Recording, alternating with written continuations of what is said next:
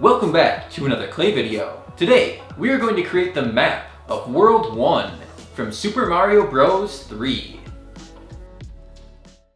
I've been wanting to create this world map for quite a long time, but I was very hesitant about it because it's sort of weird. Unlike all the other Mario maps I created, they're just one giant map. This one is all these separate sections that don't really link to each other, so I thought I would just start with World 1, and if you like the idea of these maps, I can move on to World 2, and eventually make every single map.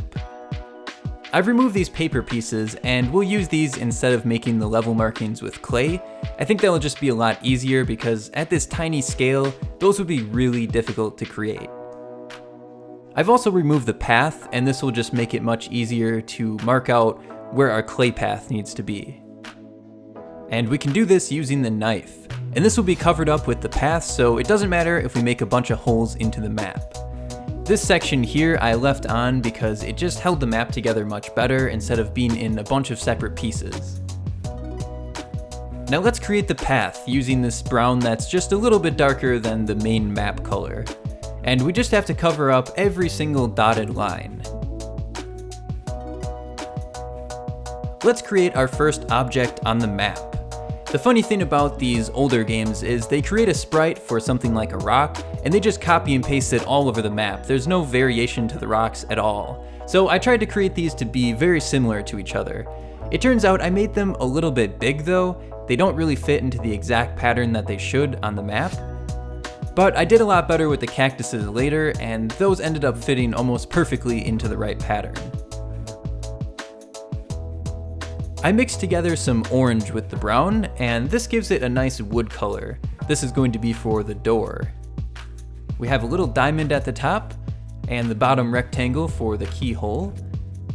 Let's remove the path just a little bit to be able to place it into there. And let's move on to creating the castles. The castles in this game look pretty much exactly the same as the ones from Super Mario World, just a different color. But when I made that map, I carved out all of these little squares out of the castle. I think this method is just so much easier to create a castle. And we only need to create this one castle. So let's move on to creating the mushroom house. We have two of these on the map, and they're very simple to create. Now let's get those onto the map. And now we can start creating the water. For this one, I didn't use the physical map, I just looked at it to trace it out to the basic shape that it is. And we can clear out a nice hole for the water using the dotting tool. Now I'm taking this worm of blue clay and just sort of pressing it down with my finger, and that, for the most part, fills up the water. I also use this modeling tool to spread it out a little bit further to the edges. Now this is a step that I would definitely skip on the next maps because this green outline was so tricky and tedious. It took me a really long time to get this wrapped around it.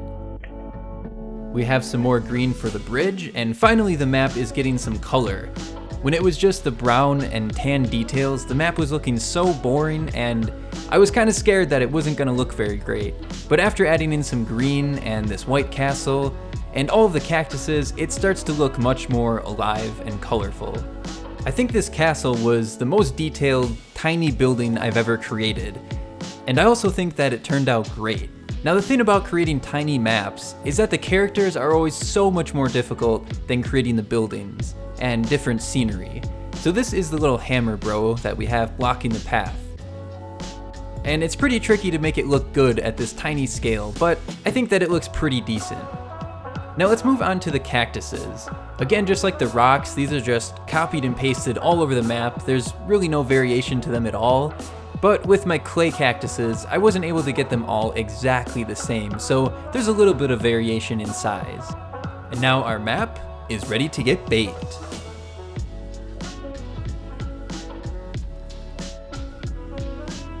Now after baking, we can take the cactuses and use this paint marker to make the eyes, because I was not going to make all of these tiny little dots of clay for all of these cactuses. And using some super glue, we can start attaching them all into place. I'm using the paper pattern, and I was able to fit pretty much everything to be exactly how it should be, except right by the bridge. There's supposed to be 3 cactuses, but I could only fit 2. Let's take these little paper markers, and I'm using a glue stick. This works perfect for attaching different paper details onto clay. And we can start smoothing those on using some tools. It's a little bit hard to get them into place at first, they move around a lot, but once the glue dries, they actually stay on really well. We'll take some super glue for the little help on the top. Now let's attach the little World 1 sign. And that is our final detail. So, here it is, World 1 from Super Mario Bros. 3.